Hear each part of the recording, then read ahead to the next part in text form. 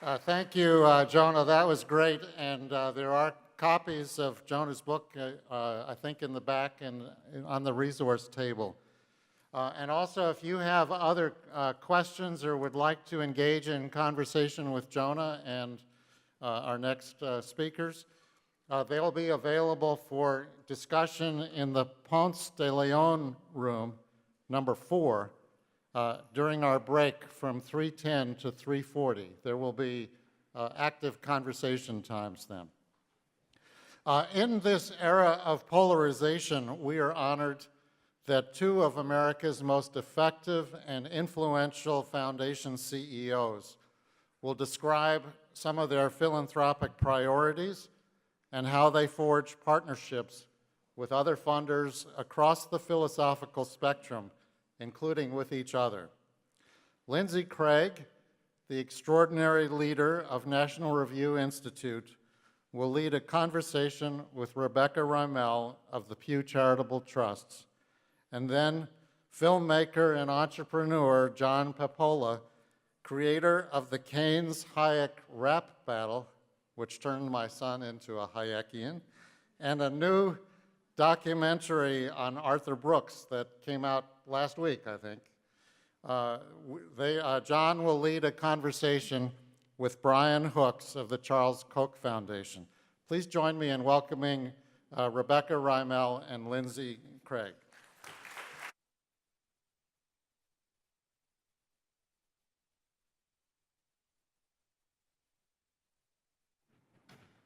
Okay, testing the microphone. Okay. Hardest part's getting in these chairs. I know. We tested them earlier so that we could do it elegantly. There we go. Thank you, all of you. Thanks to Adam for inviting us. Rebecca and I are excited to have a little conversation here. We're going to try and focus on 2 main topics, I think donor intent, and then to get into some of the partnerships that Pew is engaging in now, as Adam mentioned. So I think that this is a really good conversation given this room of philanthropists, but also some grantees. Obviously, philanthropists themselves are interested to know how their money is going to be spent after they pass. And grantees, I think, want to know, probably in a sense of gratitude, that they're receiving the funds in the spirit in which they were originally intended. So I thought we could just start off. You could talk a little bit about which you have a lot. I know you get this question a lot, particularly from conservatives. Talk a little bit about donor intent and the original founding of Pew and how you are working on that today. I'd love to, but you'll allow me just one comment before we start. I was a youngster way back when and moved to Philadelphia, and the very first person that welcomed me and took me under his arm was Adam Meyerson's father. And I don't think I ever thanked him properly, or Adam, you, but he welcomed me with open arms to Philadelphia and taught me the ropes. So I just want to congratulate you on the great job you've done here, and also to give you a thanks for your dad.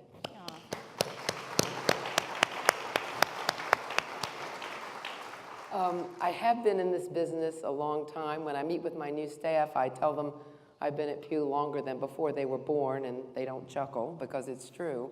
But I'm blessed to work at the Pew Trust for over 35 years. We are a somewhat unique organization. I think everybody says that about themselves. Half our board are still members of the Pew family, and that will remain so. So we have a very close tie to our donors, contrary perhaps to some of what you read. They call them grandfather, they call them aunt or uncle. And the donors were, I think, extremely enlightened. They decided that they wanted their organization to continue in perpetuity, but there is no way that they could predict 70, 80, 90 years later what the world would be and what the needs would be. So quite amazing to me, they left the resources and they were completely issue agnostic, geographically agnostic, and they asked us to use wise stewardship, caring about their values of transparency and honesty and giving back to society, and doing so in a self-effacing way, never pompous or arrogant in how we approach the work, But beyond that, they did not try to predict or dictate the topics on which we would work, nor the specifics, if you will, of donor intent. A lot of people like to try and imagine what intent they might have had, but as I turn to J. Howard Pugh, who is on our board now, or J.N. Pugh, they seem to think they may have a better insight into that than others who want to comment on it. So there are many foundations that, large ones that were set up with very broad parameters on how. But it wasn't Pew and the early founders of the family, they were pretty specific. I mean, they talked about the evils of bureaucracy and the free market and a sense of nurturing the individual. How do you reconcile that with family members today who are interpreting that in different ways? Well, first of all, that S on the end is for a reason. There are 7 trusts, and you're referring to the Freedom Trust, as we call it, which is one of the smaller trusts at Pew. The 4 donors came together and to honor their parents created the largest trust, which is the Pew Memorial Trust, probably more detailed than you want. But you're correct, in the Freedom Trust, it was very specifically to continue to support religion, which was important to them, also to promoting free markets and the American values, and we have a lot of programs that attempt to do that. And how do you characterize the groups that receive funding from Pew? Since you do get this criticism a lot, I know you've spoken a lot in the media, but for the audience here, how do you look at the overall portfolio? Do you categorize the groups as liberals or conservatives? Well, back in the early 2000s, we changed, and this is highly technical and uninteresting, from a private foundation to a public charity. So much of the work we carry out today, we do ourselves. But your question is, how do we decide what we work on? So we pick topics where the facts and data are clear. If there's not facts and data, we don't pursue it. Secondly, we look for issues that are somewhat orphaned, but ripening, because if there has a lot of other people sort of providing support, we're not sure we really bring that much additional to the table. We look at an issue where we can move the needle in 3 years and reach our goal in 10. And we're very clear about what that goal is. It could be setting aside 1 billion acres in the boreal or decreasing incarceration rates in the US by over 10%. So everything is highly measurable. And then we take on issues that we have a 60-40 chance of succeeding. And some people say, well, that's pretty easy. 60-40 is not that easy because much of what we do is policy work, as you mentioned. So you'd be surprised if you apply that investment criteria, about 80 to 90% of the things that you want to work on fall to the cutting room floor. I thought we could talk a little bit about the difference between, from your perspective, foundations that can give in perpetuity and limited life grant-making institutions. When we were talking before, you had talked about ghost support, which I thought was a really interesting term, and it made me think of my organization, founded by William F. Buckley Jr., of course, who has now passed away 10 years ago. We're pretty clear on his intent, but it is true that new issues come up all the time. I mean, obviously, in the founding of the magazine, it was very directed, and for 25 years after that, on defeating communism. And so you have to reinterpret those things. And so there is this sort of legend of your ghost, right? Your ghost founder. How do you advise philanthropists or staffers who are now working at foundations who have those 2 different kinds of sort of protocol that they're following? So the story, and I'll make it quick, is we were dealing with what at the time we thought was quite a controversial issue. And Joe Pugh III, who was on our board from the day we were founded until just 4 years ago when he passed away, he didn't speak often, but when he did, you listened to him. And he leaned up to the table and he said, just first of all, would everybody in this room please stop looking for ghost support for their position? Because everybody would say, what would Uncle Howard have done? What would Uncle Mabel have done? And look back at the portraits. He said, you don't have a clue what they would have done. 70% of the problems that we wrestle with in the world today didn't exist when they were alive. So let's just get on with it, which was a hugely liberating moment for our institution. I talk to a lot of philanthropists, and the first thing I say is, anybody that tells you there is one right way, run fast to the door. Philanthropy is a big tent, and the most important thing is however you approach it, it gives you joy. And if it does not giving you joy and it is not fulfilling, then it's clearly not the right tool or the right mechanism for you. There's a big debate. If you would ask my board, they couldn't understand why anybody wouldn't set up their institution in perpetuity. I just spoke at the memorial for Jerry Lindfest, a wonderful partner and friend. He couldn't imagine anybody doing that. So there is no right way. It's really what the donor intends and how they want to think about this after they're no longer able to make the decisions. You know, it's interesting because I think that some conservatives probably argue that if you have a foundation that is limited in its lifetime, that you can be more focused during that time period on maybe having a greater impact on the projects that you're funding. How do you look at that when you look sort of out on the landscape, the foundation's landscape? I think you have both. I think you have perpetual foundations that have been extraordinary in their reach and their impact. And most of them are very large, right. So that's another thing, they have an Well, impact. but even smaller ones. Mm-hmm. I mean, I think of foundations like Edna McConnell Clark that has reinvented itself and has been extremely successful in partnerships and how they have evolved. And then I think of foundations that have decided to sunset and have been able to take more resources and dedicate them to an individual cause or a number of causes. So I'm really quick to say there is no right way. There is no, this is an A and this is a B. Right. And anyone that tells you there is, I really would question the judgment. And you've also talked about giving while living, which I think is a great term also, and that you would recommend that if philanthropists themselves are very concerned about wanting to make sure that their dollars that they earn during their lifetime are used in the way that they would like, that they should give while living. Do you want to talk a little bit about that? Well, I'm surprised at the number of donors I run into that feel beleaguered by their philanthropy. And first thing I say, are you having any fun? Or is there any joy in this? Well, no, I've got staff and we don't seem to see eye to eye, or I've got this bureaucracy that's built up or whatever.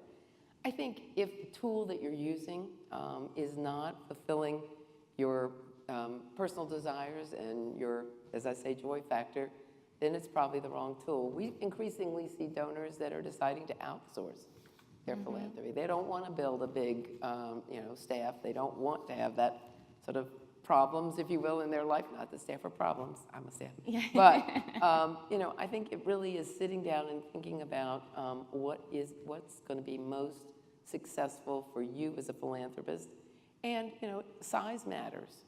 If it's a fairly small foundation, question is a donor advised fund perhaps a better tool? A lot less hassle, a lot less bureaucracy, a lot less reporting.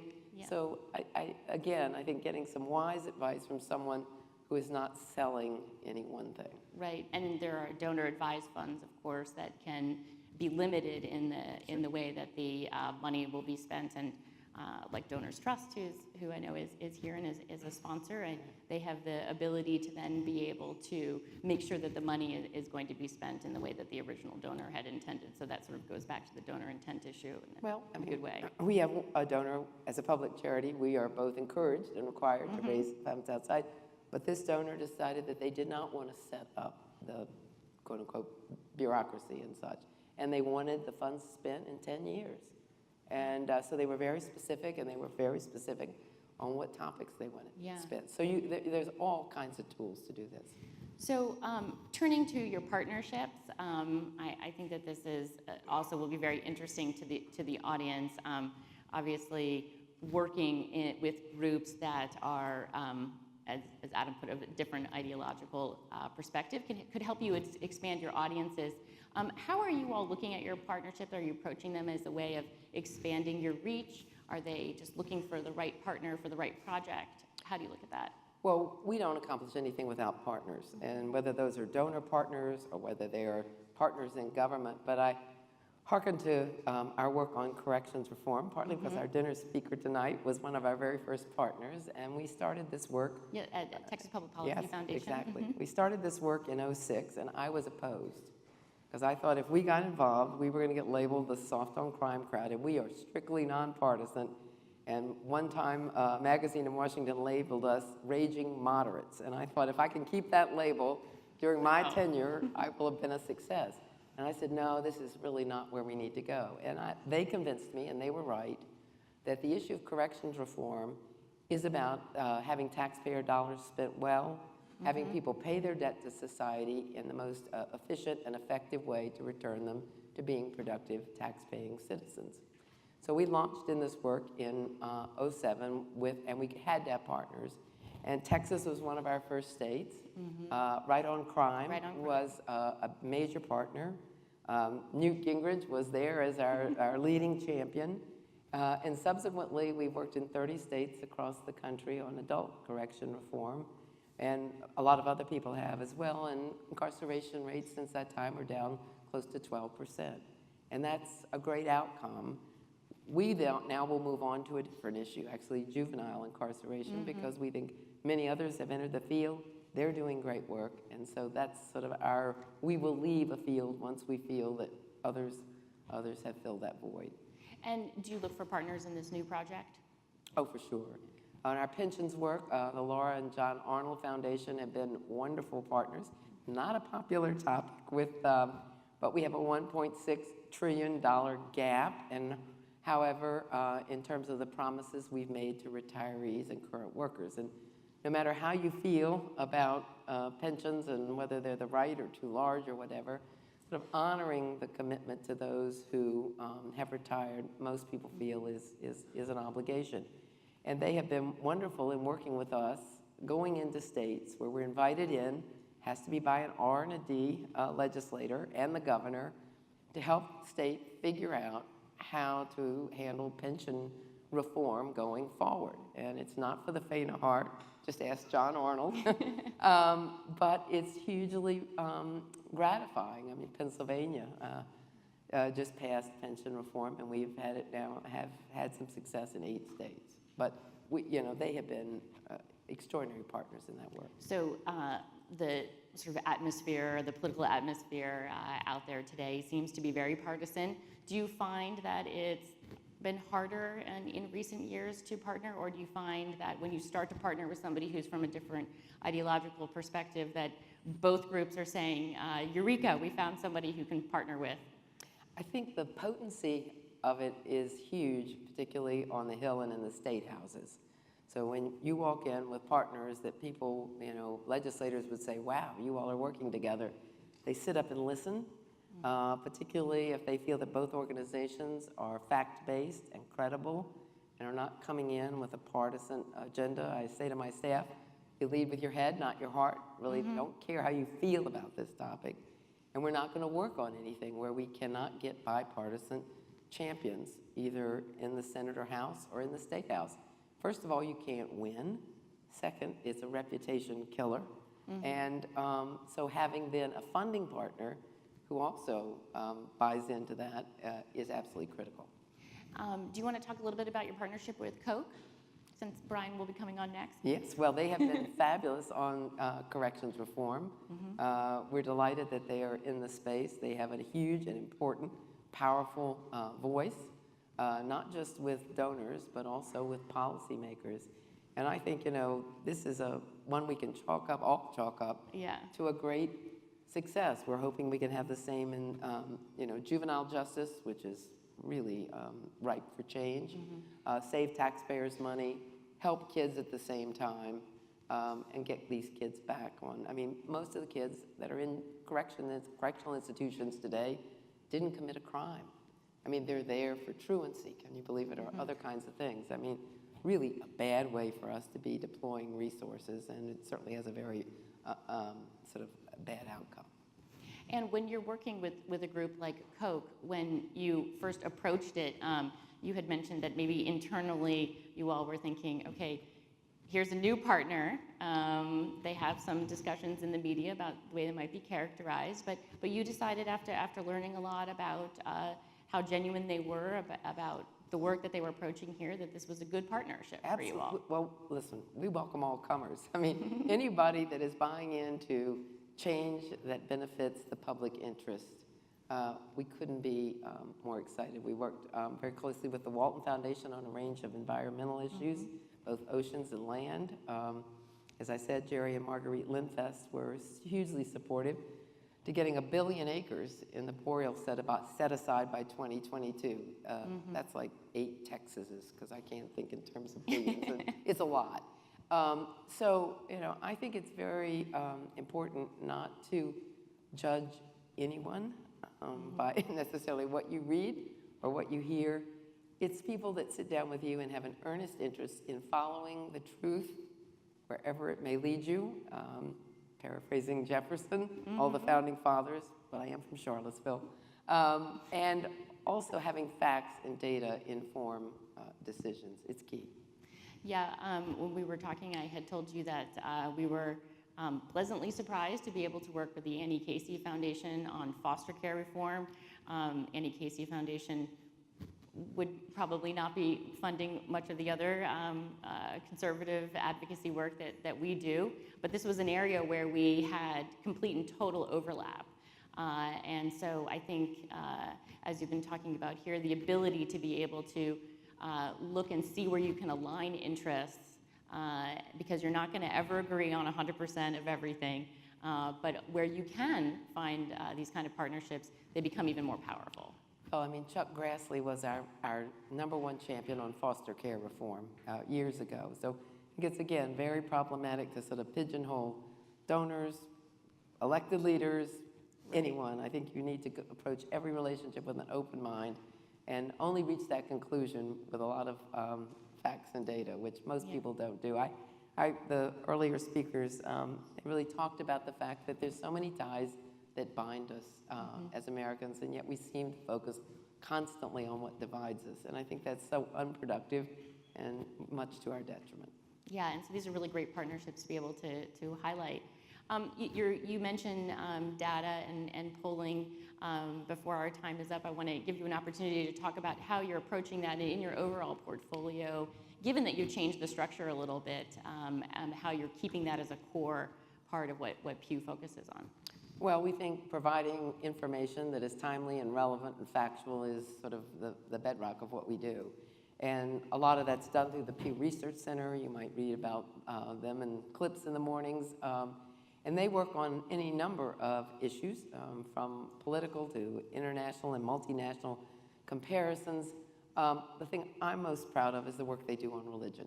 And when I first approached Andy Coat many years ago, and I said, Andy, I really worried that our religion work could get a little bit orphaned, within the organization. It can be just, very different, and different is not always good. And I said, I want to take this and really make it relevant and interesting, and let's think about how to do that.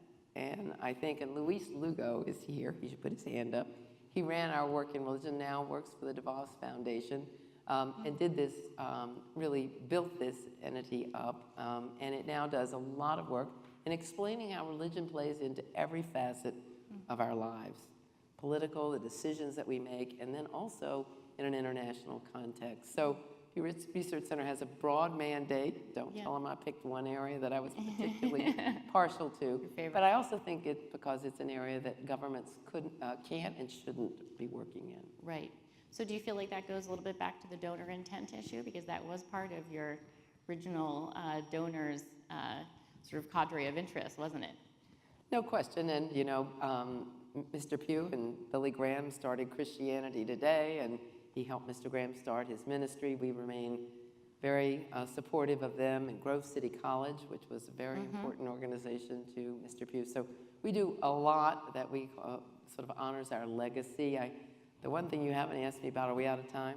No, not yet. Go ahead. Is the Barnes Foundation and the move of it, because that was a real question about donor intent. It's an extraordinary collection of Impressionist art. We became involved because they were not just bankrupt, but the collection was in jeopardy. And they had a dysfunctional board in that they only had 2 members that would show up for meetings. So the question was how to save the collection. And we could have perpetually supported it financially if that wasn't going to happen. We could try and replace the 3 board members, or finally, we could try to raise support to put it on firm footing. The one thing that was never reported in the press, so I get to do it here, is Dr. Barnes was very forward-looking. He said in his will, if ever it's determined that this collection can't be managed the way I want it, where it is, please keep it intact and move it into Philadelphia into the care of another organization that can steward it. I always tried to get that in the media stories, but somehow I failed. So I know we're out of time. Well, that would be that's good, and that goes back to donor intent also. So Exactly. That's good. Exactly. Well, good. Do you have anything else that you like that you want to make sure that we share here today? No, I look forward though to having some time with a few of you in the Q&A. Yeah. Okay. Great. Well, with that, please join me in thanking Rebecca. Thank you.